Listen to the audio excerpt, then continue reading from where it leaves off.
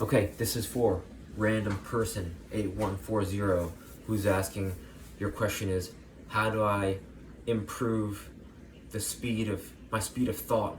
So how do I make better decisions during high stakes games or when I'm in a high pressure situation? The best way to do that is improve your awareness. And the best way to improve your awareness is by, you could do three things. There's three things that I would do to improve my awareness. Juggling. Juggling is the number one way to improve not only your first touch, awareness, striking, right, finishing on goal, passing. It's all combined in juggling, right? Not all great players are great jugglers. I'm sorry. Not all great jugglers are great players, but all great players are great jugglers. What does that mean? That means if you don't have a juggling habit, a juggling practice right now, I challenge you to spend 1 minute a day juggling, right? They say if you want to learn how to floss or you want to develop the flossing habit, floss one tooth, right? Because then when you floss one tooth, you're already doing it. So you say, okay, then you do 2 teeth, then you do 3 teeth. It's the same thing as juggling. Spend 1 minute a day juggling, and 1 minute turns into 2, which turns into 4, right? Build that habit consistently. So that's my challenge to you. Develop your juggling technique for a few minutes a day. Steps 2 and 3, you could go. I would go the cheaper route. So the cheaper route would be Google search David Weck rope flow. Right, I've been trying to share this with every soccer player I come across, because if you learn this rope flow pattern, it's a way to swing a rope. It's a low impact exercise that improves your balance, timing, coordination, weight transfer, rhythm.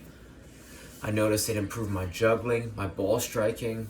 It improves everything. It's like,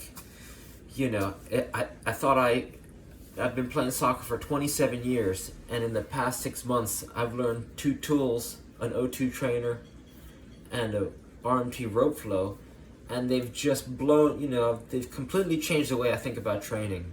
So, I hope I'm catching you earlier in your career, because now you're going to be able to improve the trajectory of your training and train a lot smarter. So, trust me when I tell you, check out RMT Rope Flow by David Weck, W-E-C-K, and check out the alternating underhand sneak. He says that this is, if you could only learn one rope flow pattern, this would be it.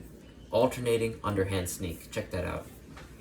The third thing I would check out is a skills, SKLZ, solo kick trainer, or you search on Amazon, SKLZ, skills kick trainer, the one with a handle, right? The one that you could take anywhere you go, right? I went to France with this ball and a rope, and just walking around Paris as a tourist and enjoying the culture, I got close to 4,000 touches playing with it all day, right? It was like a soccer camp that I brought to Paris. I promise you, no one in Paris got more touches than me. I know this for a fact, right? And it's effortless. You bring it around with you and you kick it in a rhythmic fashion. Left foot, right foot, left foot, right foot. Inside, outside. Both feet, alternating feet. And it's smooth, right? Kids were walking down the road just staring at me while I was training with this thing. So it's addicting, it's fun, it's low effort. It just improves your ability to strike a ball. It improves your first touch. And when you improve your first touch, when you improve, right, through juggling, through developing awareness with rope flow, what's going to happen is you're going to begin to improve as your first touch and your awareness increases, as well as your relaxation on the ball while you're training. This mindset and this attitude will come onto the field so that you're more relaxed, right? You put in the work during training, and you train perpetually throughout your day, so that when you're stepping on the field, you're just connecting passes, and you can see the field on a deeper level, right? Your vision expands because your awareness expands, right? You watch Messi play; he's constantly scanning the field, constantly scanning, and when the ball comes to him, since he's been scanning perpetually, he just makes great decisions. So those would be my 3 ways, right? To recap: juggling, especially a tennis ball, right? You want to juggle with different size balls to sharpen your touch. The sharper your touch, the more dangerous you are on the field. So juggling's 1, and number 2 and 3 are rope flow. For less than $10, you can make your own rope. You want your rope to be a foot longer than you are tall. So I'm 5'9". So my ideal rope length would be 6 feet 9 inches, right? And you could tie it down to make it fit your height. And then number 3, skills kick trainer.